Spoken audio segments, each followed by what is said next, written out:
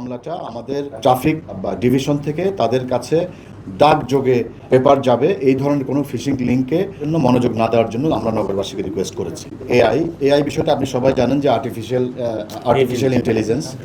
তো এখানে অটোমেটিক্যালি আমাদের যে প্রোগ্রামটা করে দেওয়া হয় সেই প্রোগ্রামের বাইরে যে গাড়িগুলো যাবে বা ক্রস করবে, বাম লেনকে ব্লক করবে অথবা আমার যে লেন সেটাকে ক্রস করবে, আইন অমান্য করবে, সেই গাড়িগুলো অটোমেটিক্যালি আমাদের সিস্টেমে চলে আসে। তো আসার পরে আমরা যেটা করি সেখান থেকে আমরা যাচাই বাছাই করে আমরা আরও শিওর হই যে এই অপরাধটি সে করেছে। এটা আমরা 100% শিওর হওয়ার পরে আমরা তখন তার এই মামলাটি করি। আর আপনার পরবর্তী প্রশ্ন যেটা হচ্ছে ব্যাটারি চালিত রিক্সার হ্যাঁ, আমরা যেটা আমার প্রথম ব্রিফিংয়ে আমরা বলেছি যে ব্যাটারি চালিত রিক্সার বিষয়ে আমাদের অভিযান অব্যাহত আছে।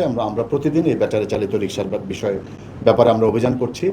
আর এই ব্যাটারি চালিত রিক্সার যেহেতু এটা মোটরযান নয়, এই জন্য এর বিরুদ্ধে তো আসলে মামলা করার সুযোগ নাই। আমরা তাদেরকে ডাম্পিং করছি, তাদের ব্যাটারি চালিত রিক্সার বিরুদ্ধে অভিযান পরিচালনা করছি।